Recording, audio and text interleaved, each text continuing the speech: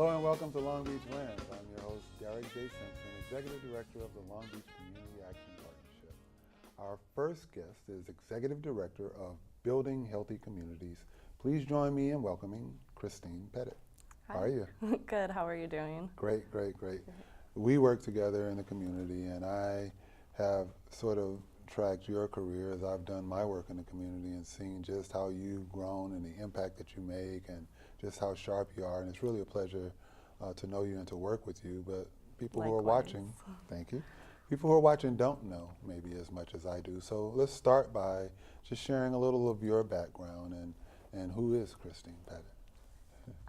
So usually when I share a little bit about my background, it does start in Oregon in 1979. Okay. But I know we only have 12 minutes. We'll fast forward. Yes.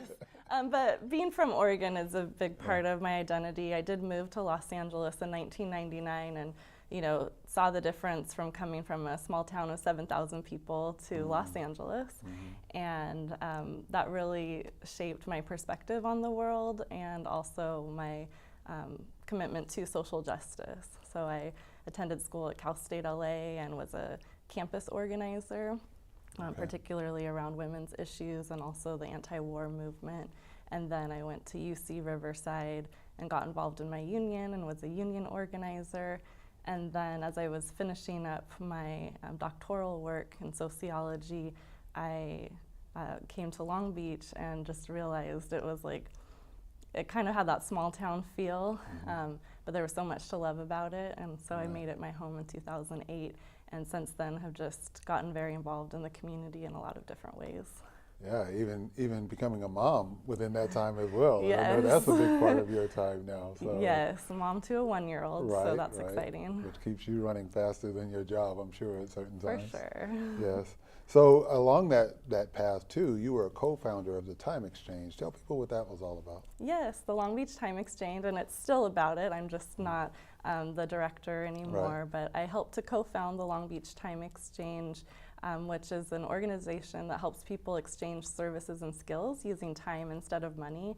And it's grown to a network of over 800 residents in Long Beach and the surrounding area who share of each other their time and talents, and the idea is that you could teach me how to play guitar, and you could earn time credit for that, and then then you could go and spend that time credit with anyone else in the network getting something that you would like.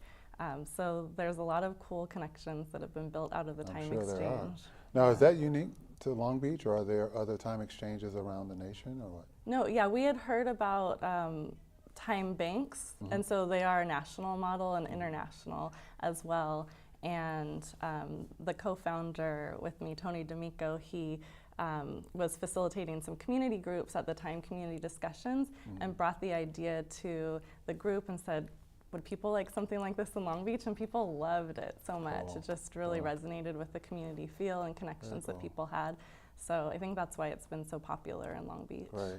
So because we have a little time, now I want to shift gears, because then you went to the BHC, and otherwise known as Building Healthy Communities, and explain to people who are watching who don't know what it is and what its impact has been and will be. What is BHC? Sure. Yes, I currently serve as the Executive Director for Building Healthy Communities Long Beach, and we are the hub organization that helps to support collaborative work that comes out of the California Endowment's Building Healthy Communities initiative. The California Endowment decided to make a 10-year investment in Long Beach, as well as 13 other communities in California, really to amplify our efforts around social change and working for health equity when it comes to low-income communities of color. And so the Building Healthy Communities Long Beach Hub, we help to bring together residents, organizations, and decision makers to really influence the direction of Long Beach and make it a city where race and income don't determine your life chances and your and your opportunities moving forward. We know that history has had a huge impact on the inequality that we currently see, and we want to change that.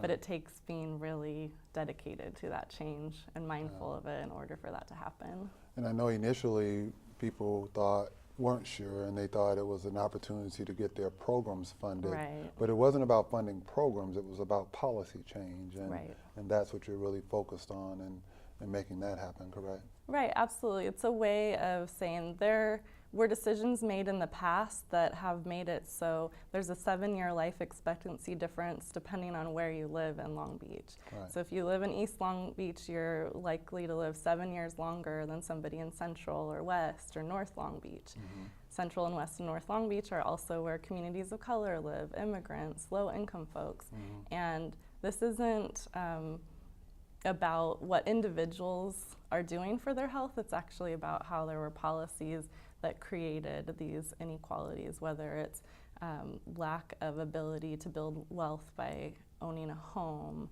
because of redlining, or getting way into it. Yeah. But there were decisions that were made that were racist Right. in the past.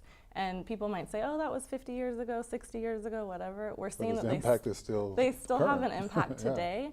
And so it's our responsibility to look at that and say, Right. how can we make a change in this? And it's not just the BHC. You work with other agencies. Mm-hmm. I read 15 collaborative groups. That's How does right. that happen? Yeah, there's a number of different groups that we work with that are sort of outside of what the California Endowment funds or even imagine to support in Long Beach. But it's really been starting to take on these groups that bubble up and say, we need to do something about this issue. We need to do something about hiring opportunities for folks in our community.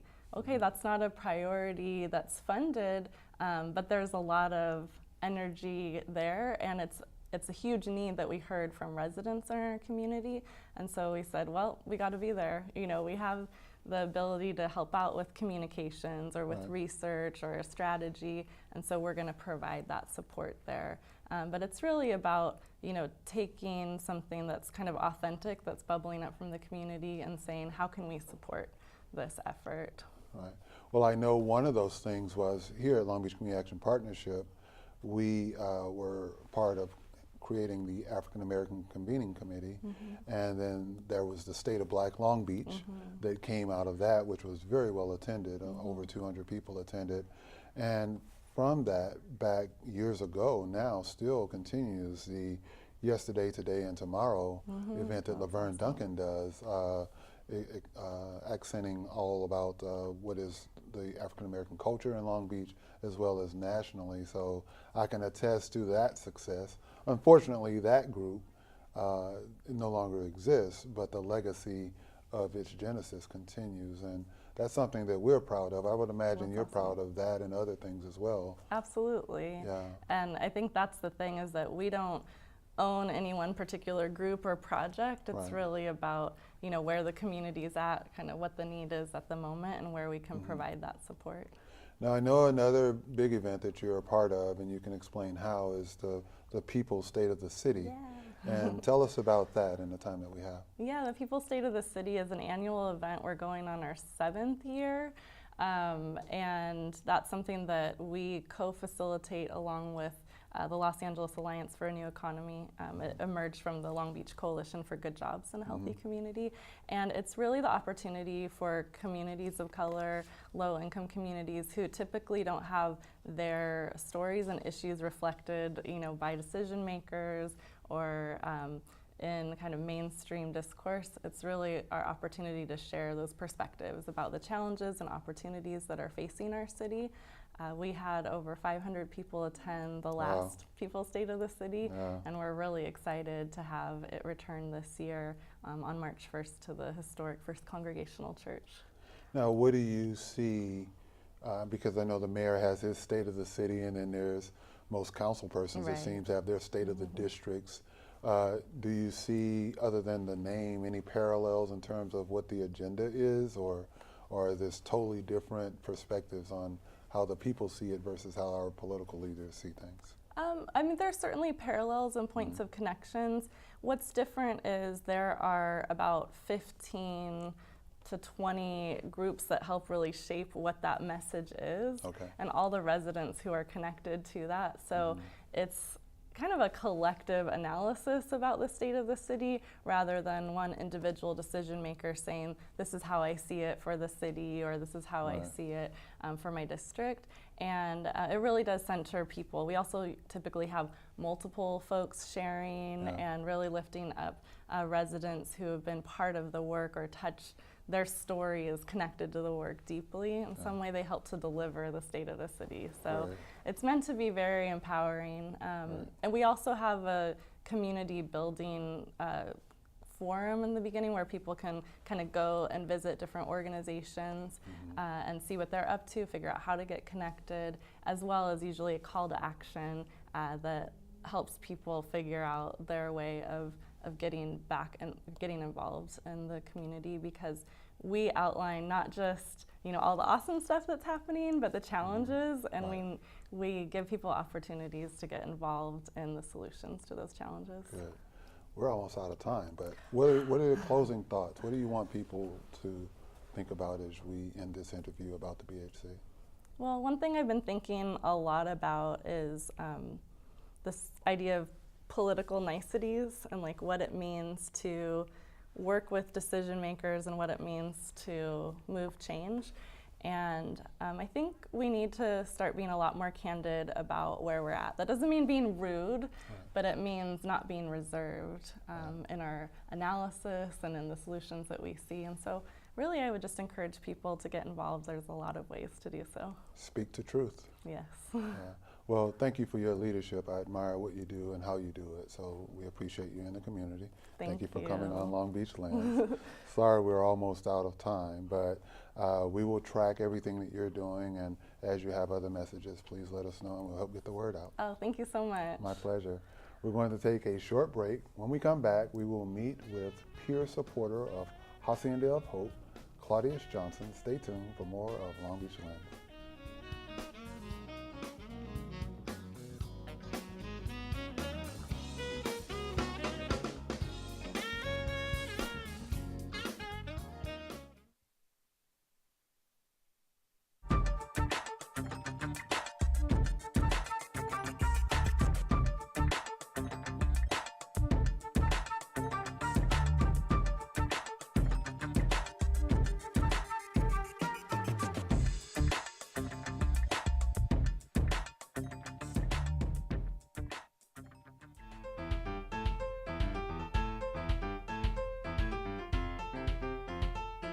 My name is Maritza Velasco and I work for the City of Long Beach. I'm the Youth Engagement Coordinator. So the Be Safe program, we do it every year to get the community involved in the park. Zumba really does bring all these families together, and it brings more people to the park. And it's just really fun, and it's a good way to get people moving. Sometimes people don't want to exercise because they think that it's a lot of work, but once they're dancing, they're actually exercising without knowing, and it's really fun.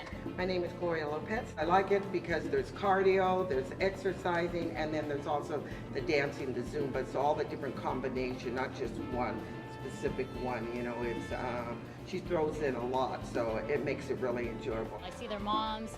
They bring their little kids, boys, girls, and everybody is just dancing and really having a good time. We just hope that they come and have fun, that they be active, and that they learn more resources that are available to them in their community.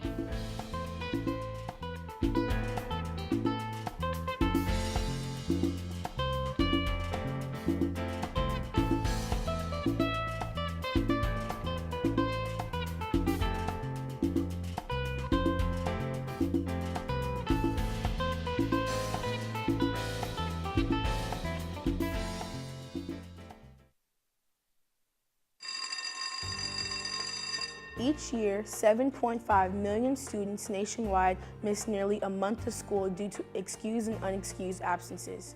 In the Long Beach Unified School District, 10% of students, including almost 11% of kindergartners, are chronically absent. The All-In Attendance Campaign is a long-term, citywide approach to encourage students to attend school every second of every period, every day. With the help of parents, teachers, and the community at large, we can turn attendance around. Are you all in?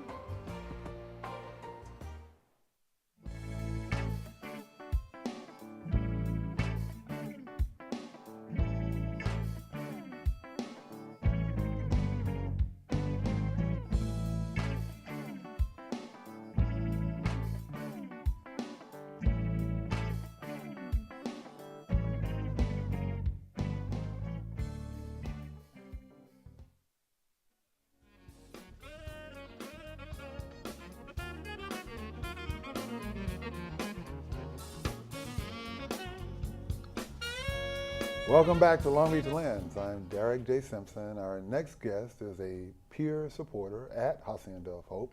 Please join me in welcoming Claudious Johnson. Welcome. How you doing? Thank you for being I'm here, great, Derek. I'm great. Yes, nice yes. meeting you. So And let's before we get into your story, which to me was just amazing. Yeah.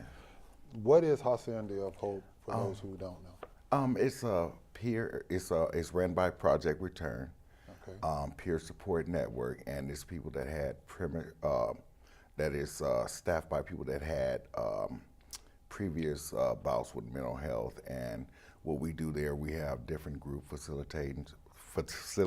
Sorry about that. That's all right. And we also help nurture them, and it's the same as how we take care of our physical health. We also want to take care of our mental health there, and so we're working with them, and we have people from previous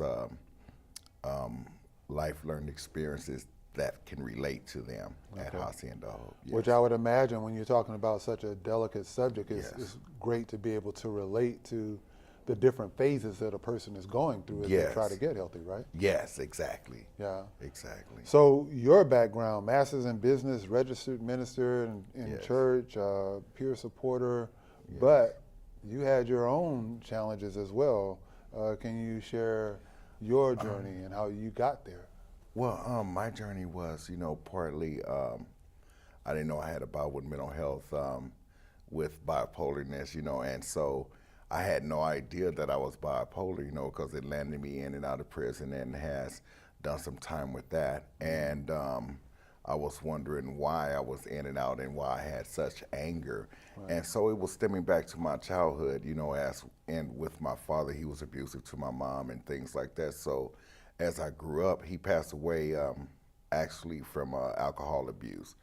And so I grew up with a chip on my shoulder to where it just gave me strong behavioral problems during school and everything like that. So then sports became an outlet for me. I started playing football in high school and things like that, but yet I still had these emotions and feelings on the inside. And, dealing with anger, depression, and things like that, until I finally realized that I was carrying all of these things and that I needed some help, because then I started self-medicating with drugs, alcohol to suppress and make me not think about these things, and it didn't work out very well. So I ended up going to a place called Telecare, and they had told me about Project Return Peer Support Network. And the next thing I know, I went to school for it, and they taught me more about myself and what my limits are and what I can and what I can't do, and it's really therapy. As I'm helping others, it's also helping me. And it sounds like you learned to focus on the effects. I mean, you were focusing on your effects, and then you learned to focus on the cause Yes. of what was making all of this happen in your life. And Yes. I would imagine that's how you're helping others too, is to Yes. focus on the cause, right? Exactly. And, we also nurture them, we also encourage them, and we provide empowerment to them. And you talk about determination, family, and God was Yes. really instrumental in helping you make your transition. Yes, it did. It gave me more positive insight to look at faith-based things, and that's how I help people. Even at Hacienda Hope is my faith, and generally caring about people and helping them transition, such as I had found help that way. It's interesting that you talk about faith, because a prior guest on the show talked about at the height of his success and challenges was a spiritual connectedness. And Yes. when I speak to youth, I often talk about the spiritual, mental, and physical elements that make a person whole, though these days you have to be mindful of going too far on the spiritual side of things because of all the Yes. different rules and protocols. Yes. But it sounds like that was really an anchor for you, Yes. along with your friends and being focused. Yes, it was totally reconditioning of the mind and my outlook, and to actually keep a positive mindset. And when I'm reaching out to others, helping them as a peer supporter, it also helps me to better myself and to continue to move forward as I'm helping them to move forward as well. Iron sharpens iron. Yes, huh? all the time. Yes. Yep. And then I'm reading your story and I'm thinking about all of this that you've been through, and then I read that your wife passes. Yes. And then within the same week. Yes, my oldest twin son was killed. Yes. And you know, the strange thing is that my whole world stopped. You know, I mean, I can't even imagine. You know, my wife, she was suffering from pneumonia and diabetes. Okay. And, you know, she went into a diabetic coma, and I had to travel when I was living up in Lancaster, California, down to Hollywood Presbyterian in Hollywood, and 7 days a week to make sure that she was being taken care of. And one day they called me after 2-3 months of that, watching my wife with 1% of her brain working, you know, basically on life support, and they wanted me to pull the plug. I mean, it was a critical moment for me. And so then one day out of the blue, they called me and tell me, your wife passed away. So you're talking about somebody that was angry with his higher power and going through some changes, and then I'm dealing with that, and I had to break the news to her family. And so it was so much that, you know, got inside of me, and then it was anger, bitterness. Then I questioned my faith, you know, I questioned a lot of things. And 2 weeks later, my oldest twin son got killed on his way to work. And he wasn't affiliating any gangs or anything like that. And, you know, when I finally got to him, the guy had shot him in the back of the head with a .45 and made him get on his knees and killed him in front of his twin brother. So therefore, I just had threw up both hands, and then you know, ask, how can I continue carrying on, you know? And, you know, that's when I started self-medicating even more. I mean, it's just, I threw up both hands. I was through, you know, with everything. Got laid off my job, had to sell my house to bury my wife, bury my oldest son. And so it took me really 4 years of going through therapy. And it can be done, you know, but it took time, and you know, everyone grieves differently, and you go through different mental health issues with the depression, the anger, the anxiety, you know, the whole 9 yards of feeling like you've lost. But, you know, with that faith, going back to faith again, that's when I was able to pick myself up and get the help that I needed. Where did Hacienda of Hope come in that spectrum of time? I was going through therapy. At another facility, and so they told me about Project Return, and they said it's just an awesome class. So I really was taking the class to help me out, and I got so into it. It was so excellent that that they're doing that with Project Return, and it has a lot of success stories that has came out of that. You know, and I'm one of them, you know, walking and talking, and it taught me a lot more about how to heal with your mental wellness, how to, you know, continue moving forward, even though that you have these mental health challenges. And, you know, all of the wellness groups that we have with Hacienda of Hope, it helps people transition, you know, their thoughts, their outlooks, and when they, you know, from when they came in a mess, they go out into a better state of mind, you know, mentally, and I love seeing that, and that's payment within itself for me. You know, hearing your story, you know, I'm humbled because I wake up in the morning and I try to be centered before I step out into the world, because it doesn't take long before, you know, all of a sudden you get hit with a lot of things in life. I can't even imagine in a 2-week span experiencing what you've experienced, and so I just give you major props for how you've handled yourself and gotten through that, and finding some place like Hacienda of Hope to know that a person like you is there. It's powerful. You know. So what do you say to someone who's looking, who may be going through their own challenge? To them, it's the biggest problem in the world. It may not be yours or mine, but to them at that moment, it's the biggest thing that they face, and they don't know how to get through it. What would you say to them to help them navigate through that to success? I would continue telling them to keep an open mind, to continue striving for what makes them happy, continue doing the things that will keep them what they're really enthused about in search for their mental wellness, you know. And what I mean by mental wellness is going back to like a workout. You know, we have to sit back and, you know, tell ourselves daily, you know, I can do this, I can do that, I can move forward, and that I'm not alone in this, and to continue and that's not easy moving. to do. No, it's not. And so to get them to that point, that's where we come in with our hope, our wellness, our empowerment, and you know, just nurturing them in the right direction and trying to help them as someone has helped us. Right. Yes. Plus, when you think about Hacienda of Hope, we only have less than 2 minutes right now. So that quick elevator pitch, what do you say? What do you think most of about that experience there that makes you feel good about being a part of it? It's the warmth and the love that is shown there, and it's about, you know, peace. That's how I look at Hacienda of Hope, peace, and a place of refuge from the things that go on in society. Right. Yes, definitely. And when you're struggling with those challenges, such as the people that go there, Yes. peace is priceless. Yes, when I come to work, everything else shuts down. What's going on out there, you have to be able to separate the two. And when you do that, it's just a house of peace. And then, you know, it continue and remind you of that someone has helped you, and then that gives you the more enthusiasm in helping someone else. Right.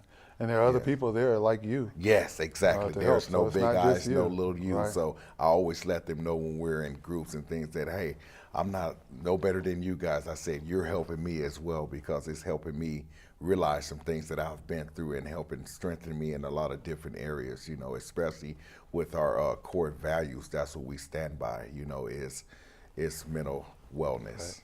Yes. Thank you so much for being a guest, and thank you so much for being the man that you are. We need you, man. Thank you so much. Stay And it's a strong. pleasure being here. I want to thank Pat and Ned. I want to thank Century Cabrillo for allowing us in their community. And I'm just grateful and nice to meet a guy like you and talk with you. All right. He said it all. Again, thank Claudious, Christine Petit for joining us as well on today's show. Be sure to follow PatNet TV on Facebook, Twitter, and Instagram for the latest updates.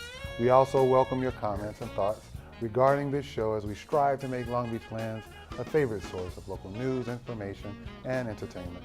This show has been brought to you with support from the Long Beach Community Action Partnership, helping people, changing lives. Thank you for watching Long Beach Lens.